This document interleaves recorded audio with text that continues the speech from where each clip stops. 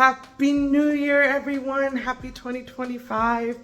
I am so excited. This year has so many big things ahead of me and us and all of that jazz. And I wanted to spend today to just kind of talk about what my plans are for 2025. Now, this video is all about me and my academic plans. If you are interested in knowing more about kind of the plans of this channel and 2025 and all of that jazz, then you should watch this video, which will be in the description box below. But for me, okay, if you are an academic, if you are a graduate student, you kind of know already that all the things that you are preparing for kind of happen a year in advance. So all of the jobs, fellowships, grants, things like that you want for a year, you have to do a year ahead. And so everything that I've applied for 2025, I just finished applying for in this last fall season. And so a lot of things are either going to work out or they're not. And so I'm thinking about prepping. And this is really no different than every other year, except, and this is the biggest deal, is that my postdoctoral fellowship that I have at the University of California, Irvine ends in 2025. September 15th, 2025, we're done. And that's only a big deal because that's the job that I use to pay the bills. So if I don't have a postdoc, you see what I'm saying? It's a big time. And so I've applied to maybe 4 or 5 jobs. I've applied to 1 other postdoctoral fellowship. I was supposed to apply to 3, but I just ended up not submitting applications or doing other things. And that, one I don't feel bad about, one I feel a little bad about not completing, and then the one I completed is the one I completed. But I say that to say there is good news in the sense I've had, Zoom interviews, I've had 1 campus visit, and I have another campus visit scheduled in the next coming weeks too. So it's not like it's dry out here. I'm getting some traction. People seem to be somewhat interested in the work that I'm doing, and that's positive. But I still want to prepare for worst case scenario and just professional development, because I still have a year left, technically a little less than a year, but I have time left in this postdoc to do things that are relevant to my research without being, having to juggle teaching, administrative stuff, service, all the things that happen if I do become a professor, or all the things that happen when you have a regular 9-to-5 at a nonprofit or a museum or something like that. And so because of that, I wanted to kind of talk about some of my goals really, really quickly. And the biggest part of this year is a realization that I had last year, which is that I felt in a weird way that I couldn't produce anything or make anything without somebody's permission. I couldn't write an article unless I had a mentor or my chair or somebody say, yes, this is good enough to write an article. Or I couldn't work on a project unless I had another person who was working on the project with me, so we could collaborate and feel like it was a good idea. And what that has done for me as an academic is kind of made me feel like I'm behind everybody else.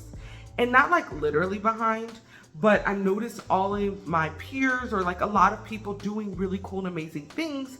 And I'm oh man, I want to do that. I want to do cool, amazing things in relation to my research. And then I had the epiphany that they're just doing it. They didn't need permission or need somebody to tell them that it was okay. They just did it. And so with that realization that I had last year, that is what I am focusing on in 2025.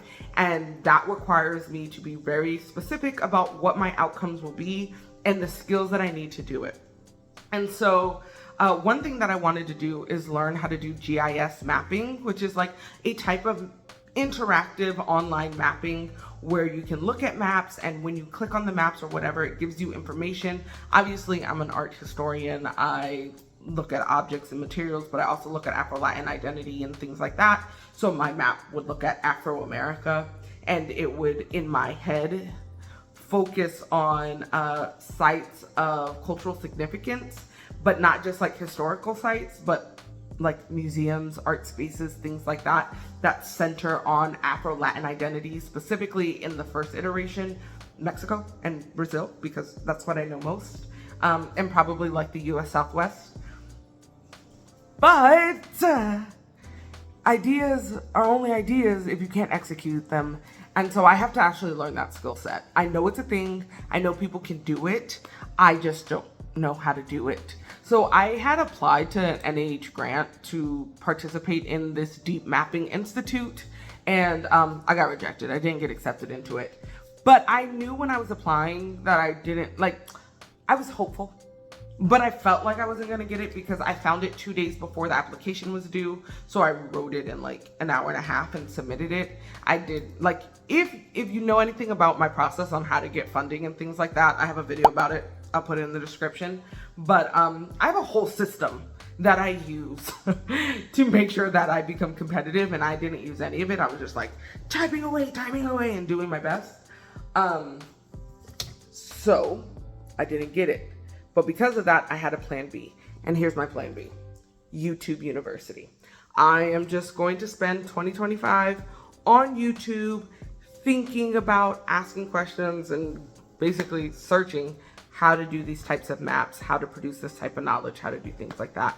And so that's like the first plan of action, the first thing that I'm excited to start. So I don't think I'll actually have like an outcome in 2025 because I need to learn the skills, but hopefully by the end of 2025, I will have at least the beginner skills to start producing something. And then 2026, 2027, I can start populating it and making it public. So that's the first thing that I want to work on. In connection to this is this idea, sorry, I have one major light source and that's outside. Another thing that I want to work on or develop is my writing practice and my confidence in writing. If you've been keeping up with me, you know I've had some time with trying to get published, and I realize a lot of that has to do with my experience with past mentors and advisors kind of making me feel like I wasn't necessarily good enough or things like that. And so the only way to beat that, for me at least, I'm not trying to project onto you all, but the only thing that works for me is to make it a skill set that I will learn. So I am going to join something called the Op-Ed Project. I don't know when I'll join, but it's an online platform that teaches you how to write for public facing platforms. And the goal is that I get some type of structure and explanation on what good writing is, especially for the public, and I start developing a public writing practice. This is also kind of cool in relation to the fact that I am now producing a newsletter. If you're not subscribed, get subscribed. Link, there's a lot of stuff in the description today. Link in the description. The first newsletter is coming out this month right now. It's probably out already. No, it's definitely out already. So I say that to say, I think it's a good skill for me to learn how to write to more people, both as an academic and then also as somebody who's making content and learning about public writing. But the hope is if I get this training and have these conversations, I can learn more about writing structures and what makes good writing and apply that to my academic writing in a safe place where there's, a cohort-based thing, camaraderie, feedback, and stuff like that. So I don't know when I will do that, but that is definitely a part of my 2025 plan. I'll probably start it sometime in March or April. And that's also just because of all the job stuff and things like that. I don't want to be too bogged down or overwhelmed at that time. Another thing that I'm considering, very much in a line to what I just talked about, is I am trying to improve or develop my publications a little bit more. And so academic writing, so not public writing, not the Op-Ed Project or the GIS, but academic writing, I will revise the article that got rejected. I am also in the process of writing a new article. I have 2 article ideas. And again, this goes back to how in 2024, I felt like I needed permission to write something. And so I've drafted parts of these articles or like outlined these articles. I had ideas with these articles and I've done nothing with them because I don't actually have anybody that I can talk to about like, hey, is this a good idea? Is this, should I write this? I haven't developed that type of relationship yet. And so I've just been sitting on it. But I'm no longer sitting on it. I'm going to start writing at least one of them. I think it would be maybe a little overzealous, especially if I'm trying to learn GIS and then the op-ed and all of this to develop 2 academic articles right now. But I want to give myself 3 or 4 months, kind of treating it like a term paper, to write an academic article, to submit and get feedback, and just use the journals that I'm submitting as the mentor or as the feedback unit. I think this will work a little bit different than the article that keeps getting rejected because I'm going to write the article with the journal that I want to apply to in mind versus taking something that I had written before and try to make it fit different articles. I'm reverse engineering and doing it backwards. So that's another thing that I am in the process of thinking about, and I think I'll be working on that throughout the summer. Because at that point I will know if I have a job or not and things like that. And if I do have a job, then that becomes even more pertinent and we can, at some point have a conversation about jobs and things like that. And again, if you are interested in my job journey or just small little tidbits of information about academic jobs, comment, but I also talk about that in the newsletter. So also subscribe to that if that's what you're interested in. But yeah, hopefully by June, your girl has some type of employment, and if not, I'll figure it out, And then I think the only other thing that I am going to work on, and this will just be throughout the year, there's not like a hard deadline, but I have 2 exhibition projects. I think I've talked about one with you all, which is in relation to the book project that I was working on over the summer, which, by the way, I need to update you all on that. That might be a whole other video. So if you're interested in hearing more about my book project, leave a comment down below. But short and sweet, I'm pivoting again. I'm not abandoning it. I'm just doing something different and putting what I was working on the back burner, coming back to the dissertation. And again, I can have a whole conversation about that. But what was I saying?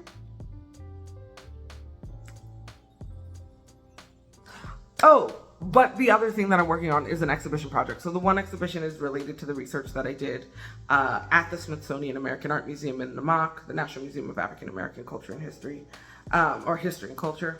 But this other exhibition is a much smaller library exhibition that I really want to do. I want to bring in a collection of books that are related to mestizaje or mestizagem, if you're, in the Portuguese Brazilian context, and racial ideologies in Latin America, mostly because, Latin America is perceived as this, racial democracy or a very, special place that doesn't have racism. And almost every country that I've looked into has some type of doctrine that is talking super racistly about this concept of eugenics and how racial mixing can help get rid of Black populations and indigenous populations. And this is something that a lot of Latin American people know about, like subconsciously or like covertly, but don't really know what the doctrine said. So like in Mexico, for example, mestizaje is perceived as this thing that's like, oh, we're all one, we're all mixed, we're all connected. But like it's called the cosmic race, which is the doctrine that talks about racial mixing, is like very explicitly racist. Like in the doctrine, the Jose Vasconcelos, who's the guy who writes it, is like calling Black people apes and saying like we don't deserve to exist in the future, that we have to be breeded out and all this other stuff. So it's like a manifesto for genocidal erasure. But it gets repackaged throughout the years across all Latin American countries as something great. And so I was really interested in doing an exhibition, but like a library exhibition with these books and materials. So what I'm saying is, in regards to my 2025 goal, is that I want to start looking for funding and resources for a library exhibition. I've never done a library exhibition. I've worked on art exhibitions. I've been in a curatorial position, like assistant position as an intern and things like that. I've also been a co-curator of a space at the Hammer Museum, and then like other one-off curatorial projects here and there where I supported it. So I know like visual arts curatorial things. I've seen library curatorial projects, but I've never participated in them. So I'm doing like throughout the year just learning about that process as well, and then also trying to seek, you know, funding opportunities for that. But yeah, that's my 2025 academic plan. I want to gain 2 skills, which is GIS mapping, that's a hard skill, and then, well, I guess writing is too, but improving my writing. I want to work on academic article, and I want to improve my public facing articles. And all that means is that it's not going to be published in an academic journal. It'll either be on a website or my newsletter, things like that. So I want to continue to publish on public facing things more consistently, or just at all in 2025. I would like to post or like publish publicly in 2025, finalize an academic writing for submission for 2026 or fall 2025, revise my rejected article, and then in the background learn about curating library exhibitions and finding funding for that.